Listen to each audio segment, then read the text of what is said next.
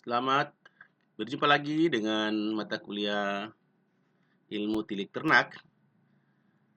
Pada hari ini kita akan melanjut perkuliahan kita dan kita akan bahas tentang bagaimana teknik melakukan penilaian atau menilai atau menilik ternak melalui kemampuan reproduksi. Sering disebut dengan breeding sessionist evaluation atau evaluasi kemampuan reproduksi. Adalah merupakan salah satu metode evaluasi fertilitas daripada seekor pejantan.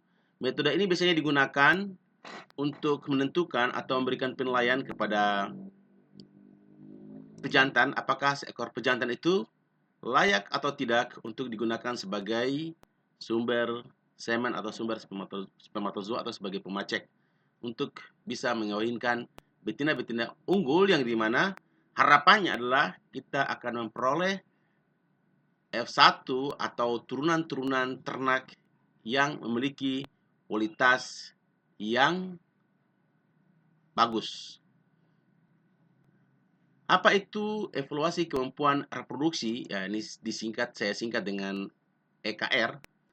Merupakan satu konsep ya. Jadi konsep EKR dikembangkan pertama kali oleh semacam perkumpulan yaitu perkumpulan teriogenologi. Ya, ini adalah orang-orang yang berkecimpung dalam dunia dalam dunia reproduksi untuk melakukan menilik atau menilai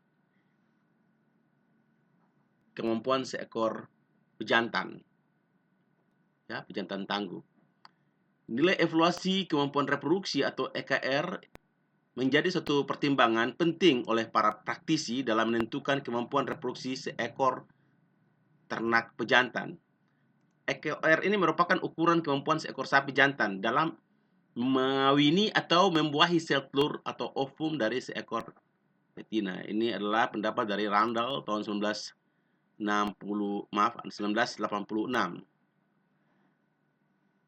Kesuburan pejantan itu ditentukan oleh beberapa fenomena. Yang pertama adalah kemampuan reproduksi sperma atau produksi sperma. Yang kedua adalah viabilitas dan kapasitas fertilisasi dari sperma yang dihasilkan atau yang diejakulasikan. Yang ketiga adalah hasrat seksual atau sering disebut dengan kemampuan libido. Seberapa tinggi libido dari seekor ternak jantan. Yang keempat adalah kemampuan untuk mengawini. Ini adalah pendapat dari Jainuddin dan Hafez pada tahun 1987. Oleh karena itu, prediksi kemampuan reproduksi atau infertility atau sterility diagnostik itu harus kita lakukan.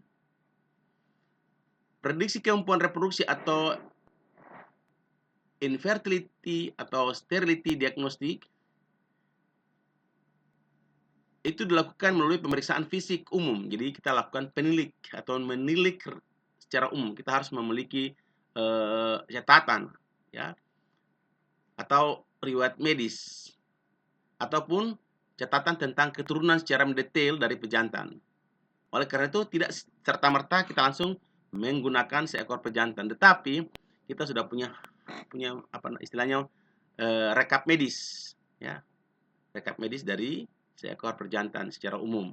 Pejantan ini dia punya turunannya dari mana, induk betinanya yang mana, bagaimana kemampuan induk betinanya, kemampuan jantannya, bila perlu grainnya ya.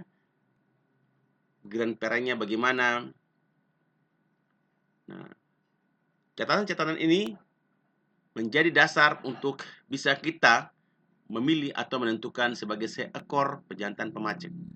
Dari dasar pemeriksaan umum ini, lalu kita lakukan pemeriksaan organ reproduksi. Pemeriksaan organ reproduksi itu dilakukan secara menyeluruh pada seluruh sistem reproduksi, baik internal maupun eksternal. Internal ini kita bisa lakukan melalui palpasi rektal untuk bisa mengetahui ya, palpasi rektal, ataupun kita lakukan palpasi terhadap skrotum untuk mengetahui diameter besar, keberadaan daripada epididymis, dan lain-lain. Setelah itu kita lakukan pengukuran. Pengukuran yang dilakukan paling umum adalah untuk mengetahui lingkar skrotum. Ya, biasanya lingkar skrotum, volume skrotum, panjang skrotum, Setelah itu kita melakukan mengevaluasi kapasitas kemampuan libido dan kemampuan mengawini.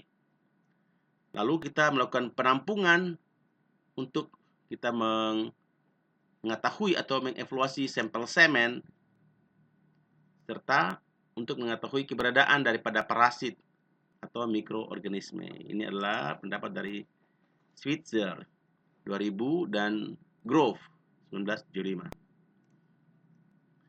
Lalu detail sejarah yang perlu kita ketahui dari seekor pejantan kira-kira apa? Yang pertama adalah informasi umum.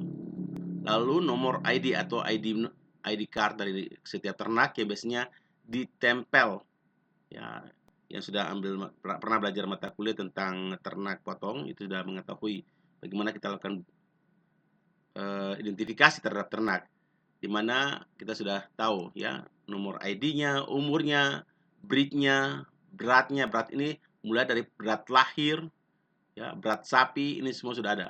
Lalu bagaimana dengan program vaksinasi dari ternak tersebut? Lalu kita lihat rekap medis atau sejarah penyakit yang dialami atau pernah dilakukan injeksi. Setelah itu informasi aktivitas kawin, terutama 6-10 minggu terakhir. Bagaimana dengan aktivitas kawin daripada ternak atau aktivitas penampungan semen dari ternak tersebut. Lalu kita mengukur suhu dan kondisi kesehatan dari ternak. Contohnya, apakah dia demam atau tidak, testis yang turun atau tidak, apakah dia mengalami penyakit hernia, lalu temperaturnya bagaimana selama 3 minggu terakhir, dan seterusnya. Ini adalah pendapat dari Pio Meter 2003. Lalu rekam medik. Rekam medik yang kita perlu ketahui dari seekor jantan adalah informasi-informasi antara lain manajemen pakan. Ya. Bagaimana dengan pakan yang telah diberikan selama ini? Tipe dan rasionya bagaimana? Jumlahnya, ya. Suplementasi yang kita tambahkan itu apa? Semuanya harus tercatat. Terus selama ini apakah dia mengalami perpindahan atau sudah dipindahkan dari lokasi satu ke lokasi lain, terutama 60 hari terakhir.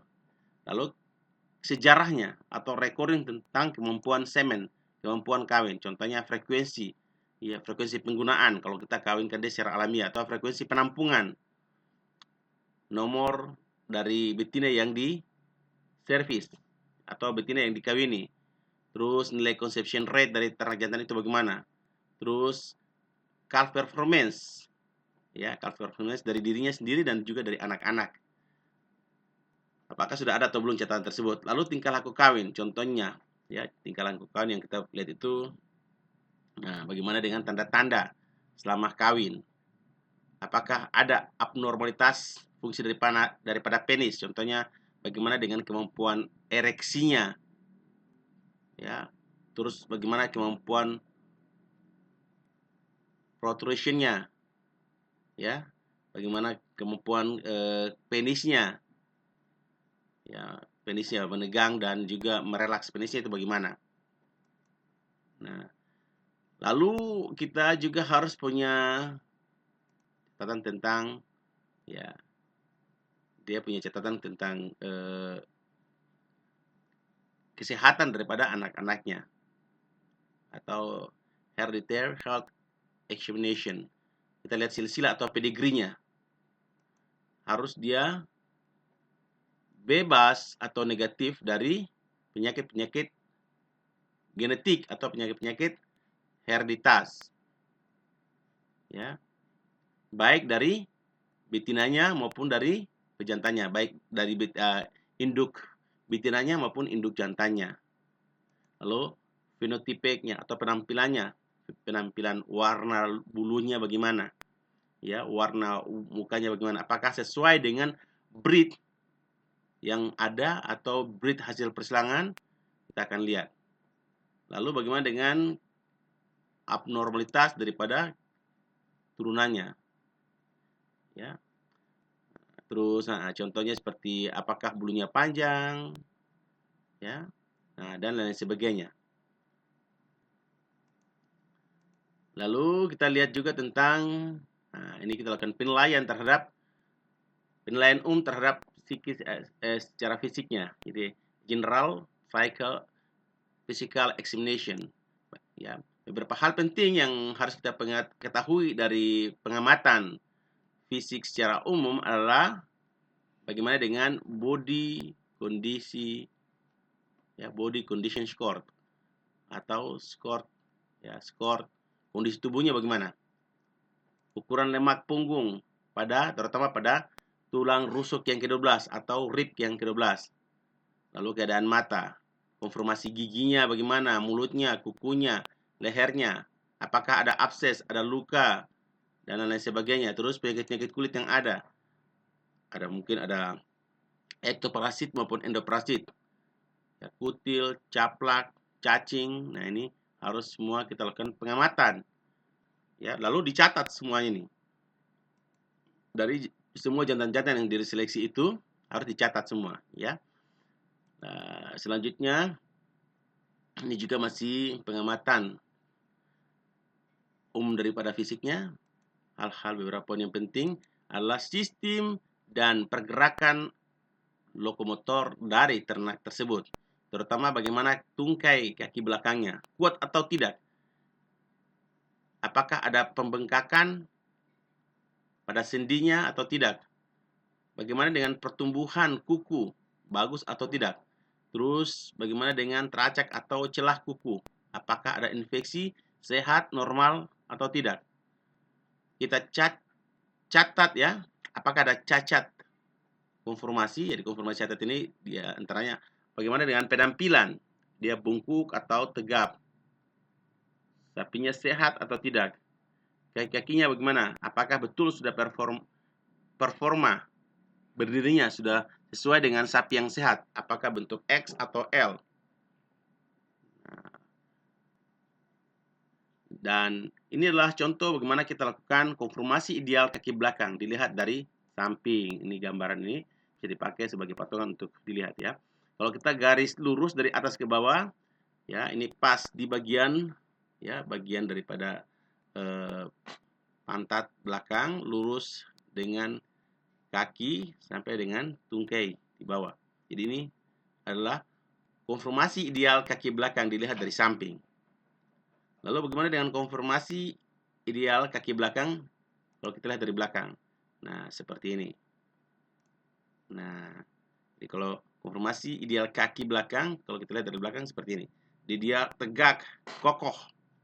Ya, tegak dan kokoh. Dia tidak miring ke kiri, miring ke dalam atau ke belakang. Kokoh. Penting sekali, ya, karena ketika kita lakukan penampungan, posisi kaki ini penting untuk dinilai. Lalu bagaimana dengan konformasi lekukan kaki? Apakah ada kelainan atau tidak? Karena kelainan ini dapat menyebabkan kaki membengkak dan ternak mengalami pincang. Nah, bisa dibandingkan dengan tadi, ya. Dari tadi itu lurus, ini dia sudah kakinya agak bengkok. Jadi kita lihat kalau ini adalah merupakan cacat dan tidak bisa kita dalam ilmu tilik sudah tidak bisa kita pilih lagi. Dia sudah gugur, berarti sudah langsung dikaling, dijual atau dimasuk di RPH. Lalu bagaimana dengan posisi berjongkok? Ya, berhubungan dengan lebar kaki bagian bawah. Apakah ada kelainan atau tidak? Kelainan ini biasanya bersamaan dengan konformasi kaki yang bengkok.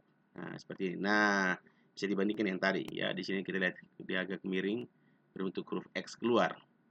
Ini berarti ternak yang mengalami atau memiliki kelainan kaki, dan ini dalam ilmu tilik tidak kita gunakan.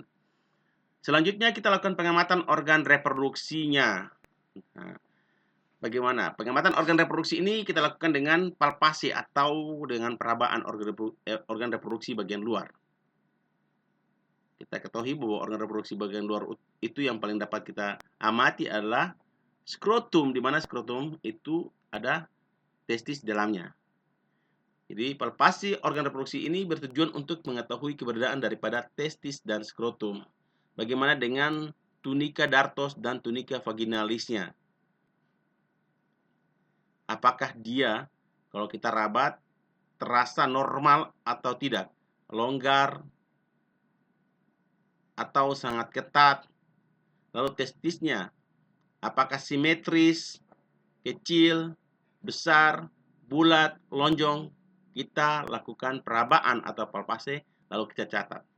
Lalu bagaimana dengan epididymis, terutama bagian kauda.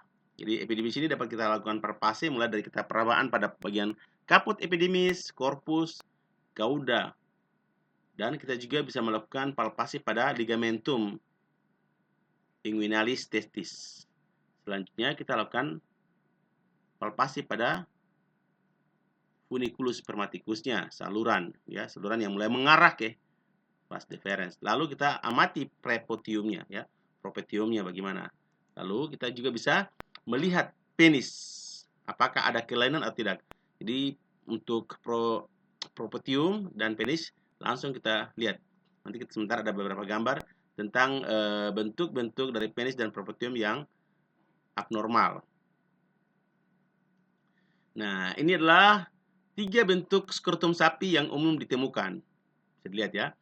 Yang pertama yang A ini, nah yang ini adalah bentuk skrotum yang lurus dan menempel pada tubuh. Jadi dia terlalu menempel. Ya, terlalu lurus dan terlalu menempel pada kedua sisi paha. Dan yang ketiga adalah bentuk yang B, yang kedua, yang B ini, ingat yang B ini adalah bentuk skrotum yang normal yang menggantung sempurna di antara kedua kaki belakang, betis kaki belakang. Sedangkan yang ketiga adalah bentuk skrotum yang kecil. Ya, kadang-kadang saking kecilnya dia seperti biji, biji tanaman. Terlalu pendek, kecil. Ini yang C dan A ini tidak bagus. Yang paling bagus yang normal itu adalah yang B. Ya, yang B ini yang normal ya. Jadi bentuk skrotum yang normal yang menggantung sempurna yang B. Lalu dari skrotum ini kita lihat ya, ada bentuk skrotum yang normal. Nah, ini adalah skrotum yang normal. Sedangkan yang sebelah ini adalah skrotum yang diduga ini mengalami tumor sehingga dia tidak simetris. Kita lihat ada membengkak. Nah, ini. Jadi dalam tilik ketika kita sudah menemukan seperti gini, ini langsung kita singkirkan, kita utamakan yang terbaik. Jadi selalu kita pilih yang terbaik. Mulai dari catatannya, recording sampai dengan pengamatan, menilik organ. Untuk melakukan pengukuran, menilik organ skrotum, maka harus kita lakukan pengukuran dan kita lakukan palpasi dan pengukuran. Teknik palpasi atau perabaan harus benar. Ini adalah beberapa gambaran, bisa dilihat bagaimana cara kita mengukur diameter testis. Tangan kiri kita, nah di sini lihat, tangan kiri kita memegang dari arah depan, lalu tangan kanan dipakai dengan menggunakan, ini disebut dengan ada meter lingkar ya, ada meter melingkar. Lalu dibaca angka di sini, berapa diameternya. Ingat jangan terlalu tegang dan jangan terlalu longgar, agar kita bisa menemukan diameter yang tepat. Pengukuran pas di tengah, tidak boleh di bagian agak di bawah atau di atas. Nah, cara memegang yang benar seperti ini ya. Lihat, tangan jempol di bagian atas ini dan keempat jari yang lain di bagian samping ya, di samping kanan. Lalu kita mengukur. Kalau yang ini cara pegang seperti ini salah. Ya, cara memegang seperti begini, kita hanya pegang dari satu sisi yaitu sisi kiri saja, lalu kita ukur, ini adalah salah. Berikutnya bagaimana kita melakukan pengamatan atau pengukuran ya, pengukuran atau setelah kita lakukan pengukuran skrotum tadi ya. Jadi ini adalah diameter. Setelah itu kita ukur juga panjang ya, panjang menggantungnya bagaimana. Lalu bisa juga kita ukur diameter daripada epididymis, terutama yang kauda epididymis yang ini ya. Kauda epididymis ini pada sapi-sapi yang bagus biasanya bisa ada yang sebesar jempol ya, menonjol keluar. Nah, ini kita bisa ukur berapa diameternya dan panjangnya dari sini ya, bisa diraba.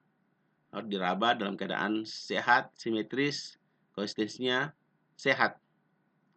Nah, setelah itu baru kita mulai langkah ke berikutnya yaitu pengamatan spermatozoa, yaitu dilakukan penampungan. Mungkin untuk teknik penampungan semen ini sudah ambil pelajaran mata kuliah reproduksi, ini juga diajar pada mata kuliah teknologi reproduksi, yaitu teknik penampungan semen. Ada beberapa teknik penampungan semen, diantaranya adalah bukan penampungan ya, memperoleh semen. Kalau penampungan itu ada 4 saja, tapi kalau untuk memperoleh semen bisa 5. Ya, untuk penampungannya kita bisa ambil langsung semen atau spermatozoa dari ternak betina yang setelah baru selesai kawin dengan menggunakan spon. Yang kedua, kita pakai palpase, teknik palpase yang dilakukan pada melalui rektum sampai sperma itu keluar. Yang ketiga, kita pakai alat yang disebut dengan elektroejakulator. Lalu yang keempat adalah dengan vagina buatan. Nah, setelah kita tampung semennya itu, lalu kita lakukan pengamatan. Nah, ini adalah contoh kalau dia sudah ditampung, semen itu dia seperti ini ya.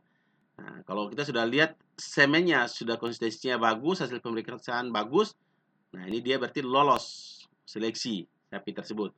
Sedangkan kalau semennya walaupun performa semua bagus, mulai dari catatan sampai dengan penilaian performa, sampai dengan penilaian atau penilikan kita lakukan tilik organ reproduksinya bagus, tapi ketika kita lakukan penampungan ternyata dia itu spermatozoanya jelek atau dia itu azospermia atau normospermia, maka sapi tersebut tidak lolos, langsung disingkirkan atau dikaling. Ya, jadi penilaian-penilaian ini harus di mana di sini ada beberapa catatan untuk melakukan korelasi volume dan lingkar skrotum.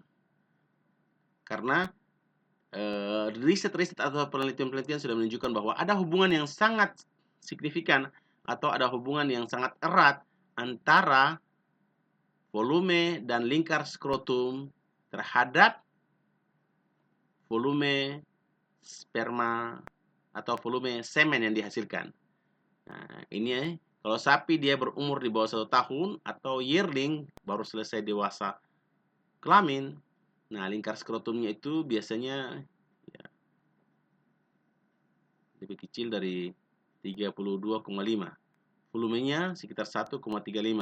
Dengan bertambah umur dia akan terus meningkatkan volume semennya. Di atas 3 tahun itu dia sudah mulai sekitar 3 lingkar skrotumnya. Kalau cuma 39,0 ini dia sudah lebih dari 2 mililiter. Jadi ini lebih besar atau sama dengan. Semakin besar umur, semakin besar lingkar skrotum, maka semakin banyak volume yang dihasilkan. Nah, ini juga ada satu tabel tentang ya, referensi evaluasi lingkar skrotum dengan spermatogram. Ya, ini dihasilkan oleh komunitas steriogenologi atau SVT, ya, steriogenologi, dengan dilakukan pengukuran lingkar skrotum. Di sini ada pengaruh umur dan lingkar skrotum. Kalau umurnya sudah di bawah ya sekitar di bawah 15 bulan atau sekitar 12 sampai dengan 14 bulan, lingkar skrotumnya itu minimal harus sudah mencapai 30 cm. Ya, ini untuk sapi-sapi Bos Taurus. Nah, ini belum ada kita punya referensi yang akurat untuk sapi-sapi Bos Indicus. Kalau dia berumur lebih dari 15 sampai dengan 18 bulan, ini lingkar skrotumnya yang bagus adalah 31 cm. Kalau 18 sampai dengan 21 bulan atau antara setahun ya sudah 18 bulan, ini sudah 1,5 tahun sampai mencapai sekitar 2 tahun itu sudah 32 cm. Lalu kalau 21 sampai dengan 24 ini sudah mencapai lingkar skrotumnya 33 cm. 24 bulan ke atas itu sudah mencapai 34 cm. Ada hubungan berat dengan lingkar skrotum sapi jantan.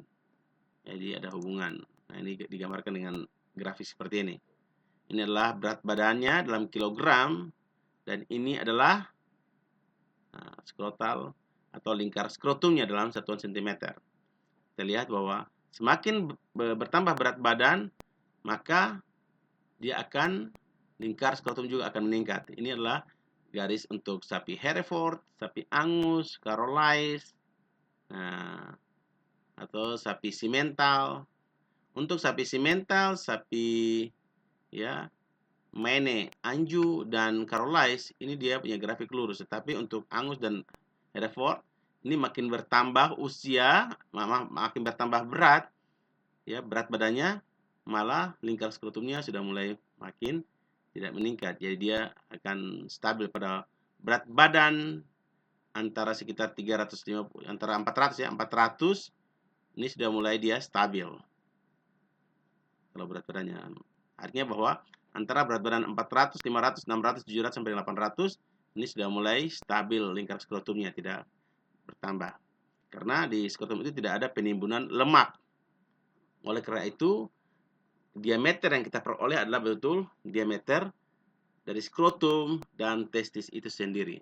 Lalu rata-rata volume dan estimasi minimal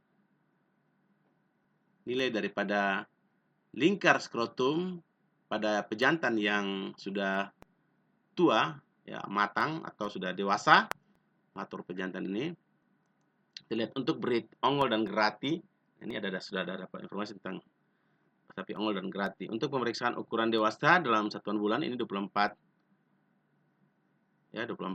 bulan, maka lingkar skrotum rata-rata adalah 26 cm. Di sini dilakukan estimasi lingkar skrotum minimal untuk pejantan normal adalah 23. Untuk gerati 30, lingkar skrotumnya 35, dan estimasi lingkar skrotum minimal pejantan normal adalah 30 cm. Posisi jari saat kita lakukan palpasi pada testis harus juga tepat. Nah, ini adalah kalau tadi kita pengukuran, ini posisi jari ketika kita lakukan palpasi untuk mengetahui ya simetrisitas dan konsistensi dan keberadaan daripada testis. Jadi posisi jari kita seperti ini ya. Jadi tangan kiri dan kanan sama-sama, jempol pas di tengah. Ya di tengah ini. Nah, kita langsung tangan kita langsung ke bawah. Jadi kita sambil meraba dari atas, kita luncur pelan-pelan ke bawah. Lalu kita lakukan palpasi pada cauda epididymis. Nah, caranya tangan kiri memegang bagian atas, tangan bawah kita memegang ini pada bagian cauda epididymis. Biasanya suhu testis lebih dingin daripada suhu tubuh, dan suhu pada bagian epididymis ini dia lebih dingin daripada suhu testis. Ya, suhu daripada testis ini adalah sekitar 4 sampai dengan 7 derajat Celcius di bawah suhu tubuh. Hal ini berfungsi untuk menjaga dan mempertahankan keberadaan atau kehidupan daripada spermatozoa. Apabila suhu terlalu panas, spermatozoa akan mengalami cool shock dan akan kemampuan fertilitasnya akan turun atau banyak spermatozoa yang mengalami shock kematian.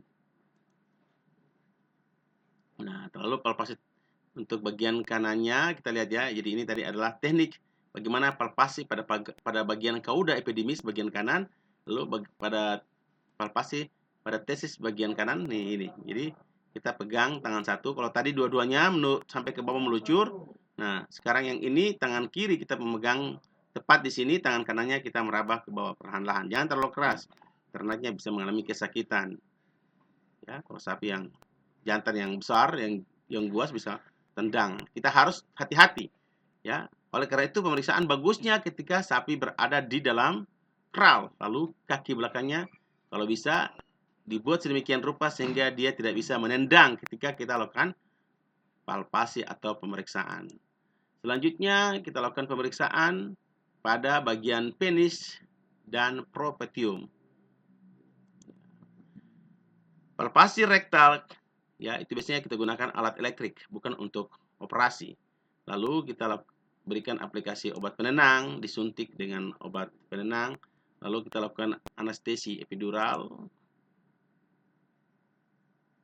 Lalu anestesi, ada juga anestesi epidural, ada yang non ya, lalu anestesi non pudendalis pada bagian retraktor penis atau non dorsalis penis. Biasanya untuk 2 dan 2 3 4 ini, 2 3 4 ini biasanya dilakukan kalau kita melakukan mau lakukan pembedahan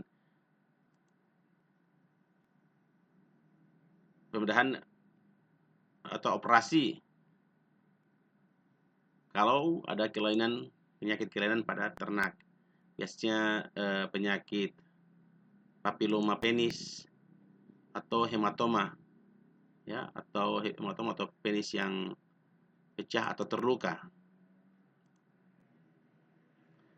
Teknik anestesia pada penis yang mau diobati atau terluka, nah ini dilakukan penyuntikan pada kemungkinan ya dari nomor 1, 2, 3, 4, 5 di sini masing-masing ya.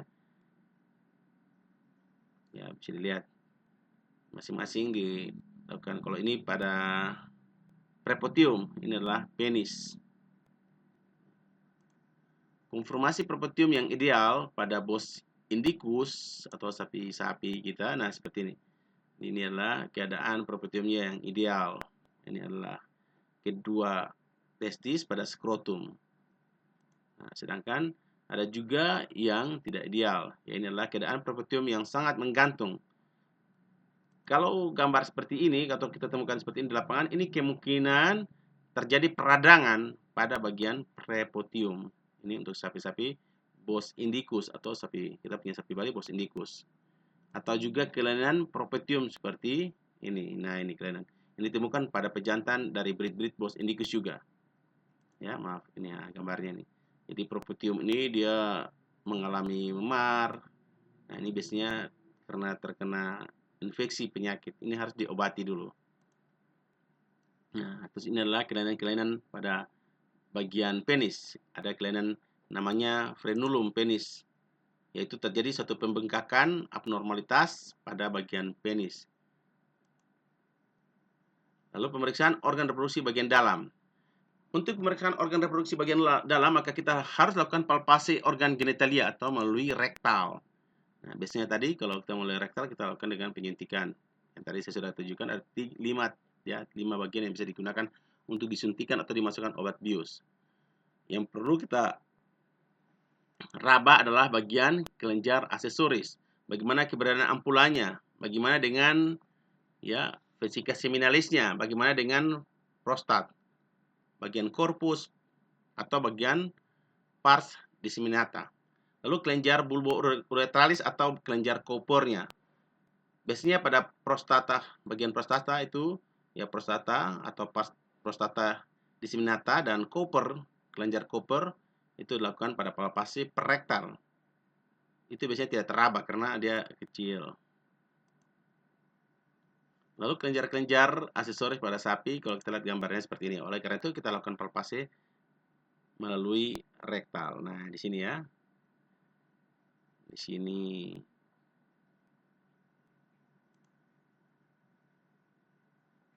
kalau kita lakukan pemotongan pasca mati, nah seperti ini.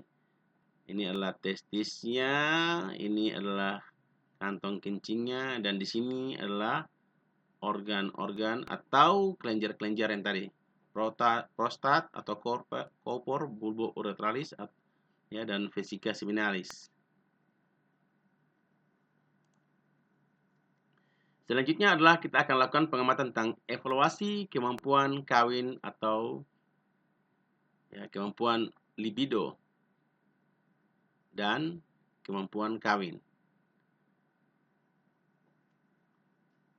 Evaluasi kemampuan kawin atau libido dan ya, atau mating ability adalah libido dapat dikatakan sebagai ya keinginan untuk melakukan kopulasi. Biasanya ini untuk ternak jantan. Sedangkan kemampuan kawin adalah kemampuan untuk melakukan kopulasi sampai mampu mendeposisikan semen ke dalam saluran reproduksi betina.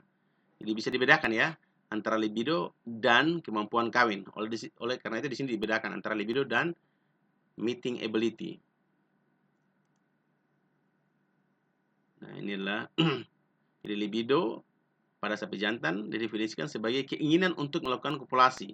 Sedangkan kemampuan kawin adalah kemampuan untuk melakukan kopulasi sampai mampu mendeposisikan semen ke dalam saluran reproduksi betina. Untuk libido ini dapat kita berikan skor. Ya, skor masing-masing. 0 untuk pejantan kalau tidak menunjukkan keinginan seksual sama sekali. Ini skornya 0. Kalau dia punya keinginan seksual hanya terlihat satu kali, misalnya hanya mengendus daerah vulva, kita memberikan dia skor 1. Kalau dia sudah punya keinginan seksual sudah mulai positif pada betina lebih dari 1 kali, kita kasih dia skor 2. Kalau 3, berarti sudah ada aktivitas mengejar betina dan menunjukkan keinginan seksual yang kuat. Kalau 4, ini menunjukkan suatu kali berusaha untuk melakukan koitus. Kalau sudah berusaha 2 kali untuk melakukan koitus, kita kasih dia skor 5. Nah, kalau dia berusaha lebih dari 2 kali untuk melakukan koitus, kita kasih dia skor 6. Selanjutnya, kalau dia berusaha 1 kali untuk menaiki, namun selanjutnya tidak ada keinginan seksual yang lebih lanjut, diberikan skor 7. Kalau 1 kali berhasil dia melakukan perkawinan atau servis diikuti dengan keinginan seksual berikutnya, termasuk sampai dengan intromisi atau upaya melakukan intromisi, maka kita sudah memberikan dia skor 8. Kalau dia 2 kali melakukan servis, selanjutnya tidak ada minat seksual lebih lanjut, kita berikan dia skor 9. Kalau dia 2 kali melakukan servis atau pelayanan pada betina diikuti oleh keinginan seksual yang kuat, termasuk menunggangi atau menaiki, berusaha melakukan intromisi hingga terjadi kopulasi, maka skornya adalah 10. Jadi inilah skor libido. Ini biasanya memang harus kita lakukan pengamatan di lapangan berkali-kali untuk bisa memiliki kemampuan untuk menilai. Lalu sistem skor kemampuan kawin. Tadi adalah skor libido. Nah, untuk sistem skor kemampuan kawin, ada kita bagi beberapa kelompok. Kelompok pertama adalah pejantan yang memiliki kemampuan kawin. Ya, kemampuan kawin. Tadi kita lihat dari definisi ya, kemampuan kawin adalah kemampuan untuk mulai daripada dia menunjukkan gejala libido sampai dia berusaha naik dan berhasil mendeposisikan semen secara sempurna di dalam saluran reproduksi betina. Nah, di sini sistem skor kita bagi menjadi kelompok pertama adalah pejantan yang memiliki kemampuan kawin, di mana dia sudah bisa berhasil servis secara sempurna. Sedangkan yang kelompok kedua itu pejantan yang berusaha kawin namun tidak berhasil karena belum berpengalaman. Biasanya terjadi pada pejantan-pejantan yang masih muda. Sehingga biasanya ada kesalahan dalam saat dia lakukan intromisi atau dia mengalami gangguan patologis. Lalu kelompok ketiga adalah pejantan yang berhasil menarik betina namun tidak berhasil melakukan intromisi dikarenakan oleh kurangnya respon betina. Oleh karena itu, keberadaan estrus betina ini juga menentukan. Sedangkan kelompok keempat adalah pejantan yang tidak atau belum memiliki recording sama sekali tentang kemampuan kawin, sehingga sulit untuk dinilai.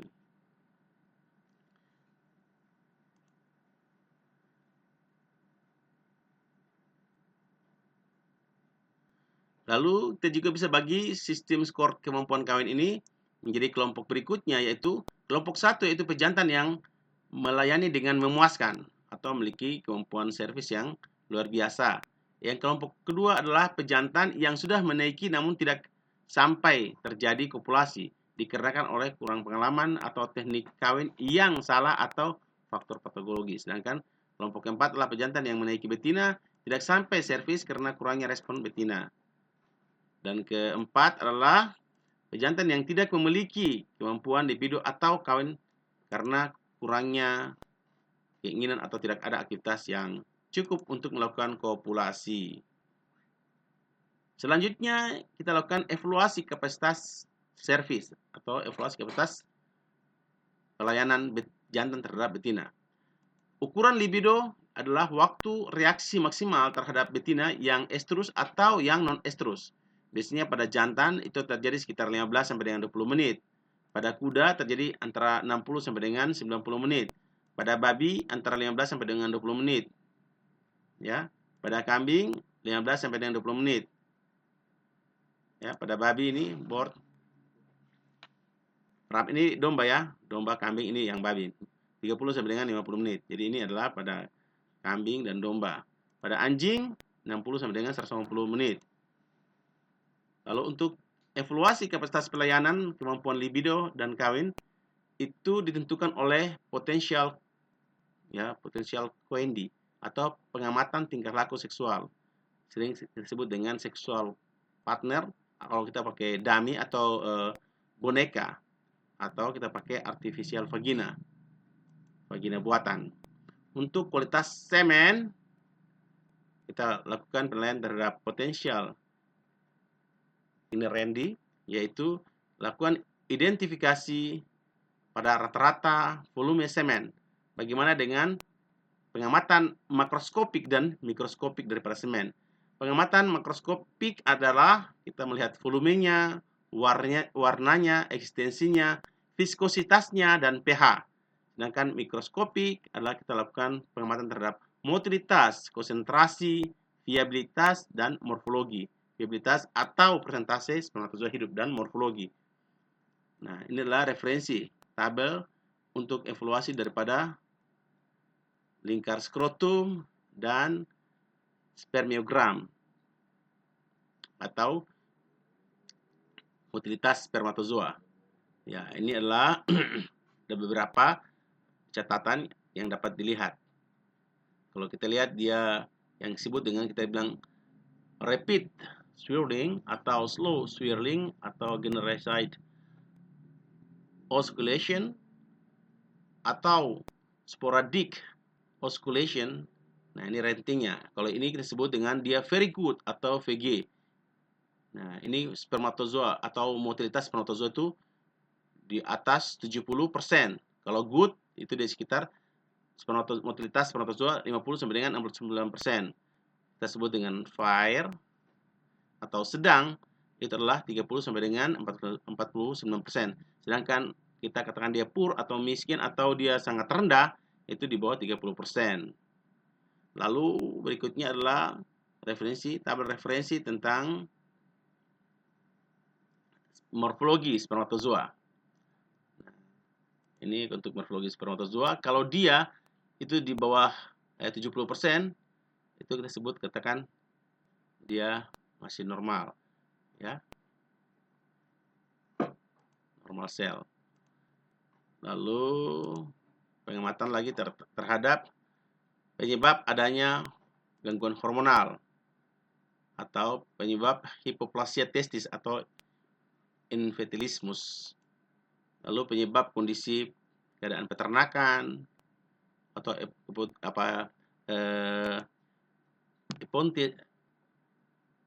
impotensial lokomotorik atau penyebab gangguan lokomotorik atau pergerakan seperti ya foot rot, kaki yang mengalami gangguan atau panaritium,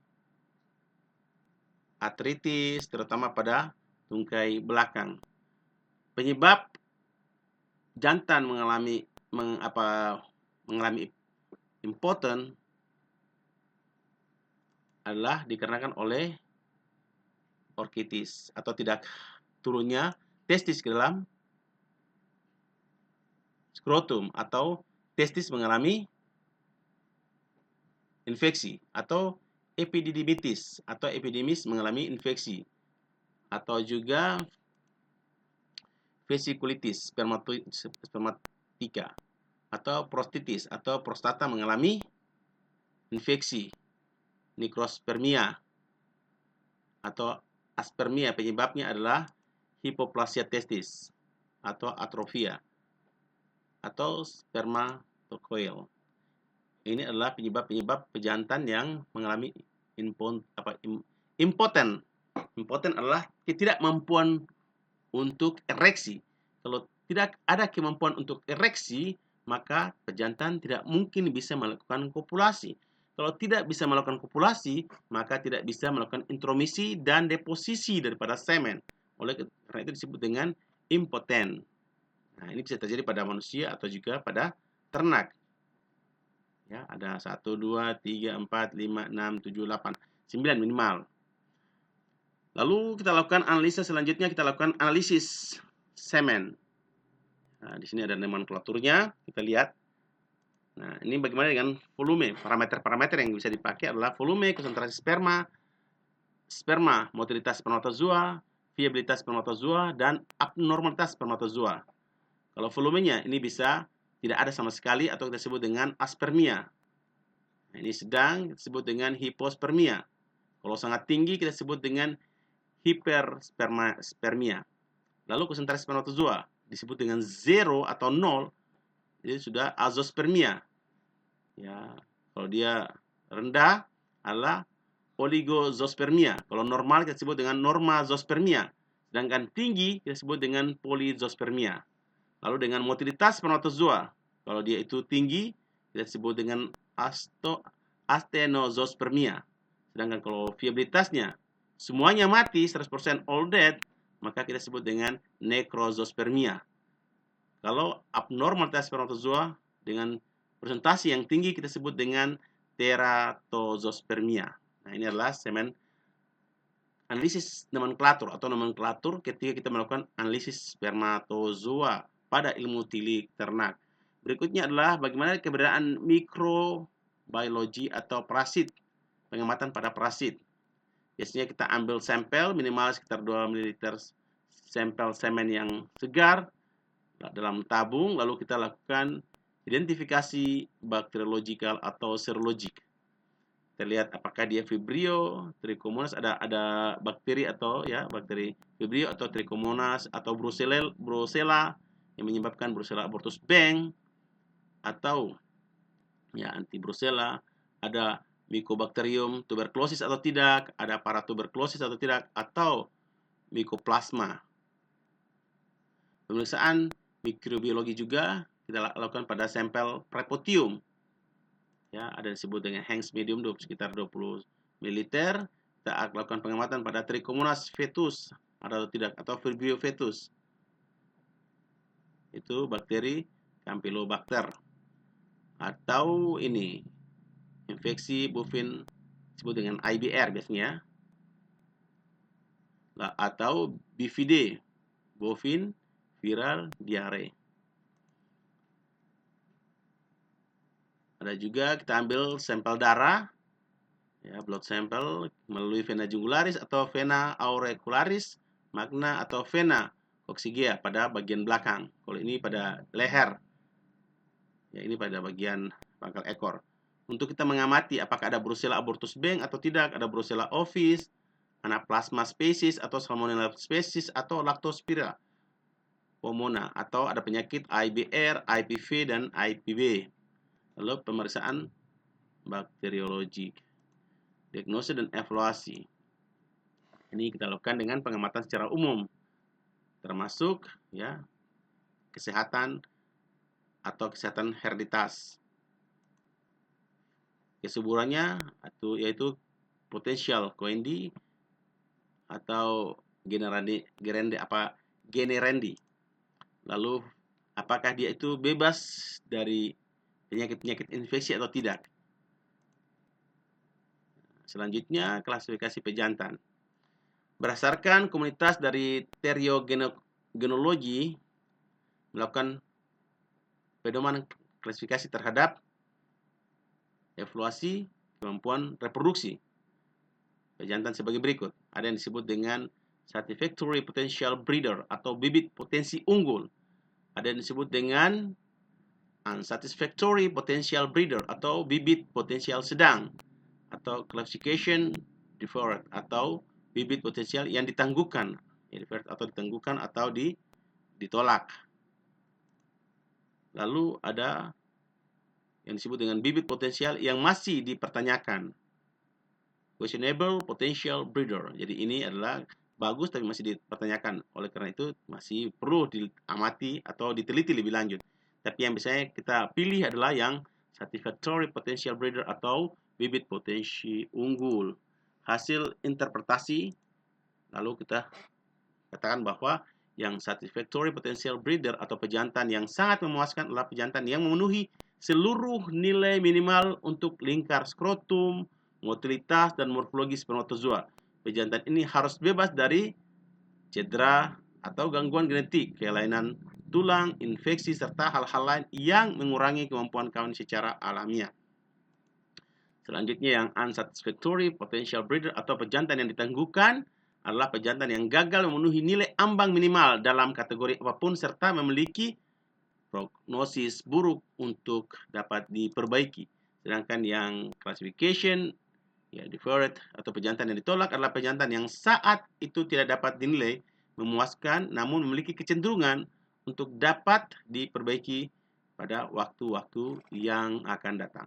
Baik, itulah kuliah kita pada hari ini. Semoga dapat diikuti dengan baik. Apabila ada pertanyaan, silakan disampaikan. Terima kasih. Sampai jumpa pada pertemuan berikutnya.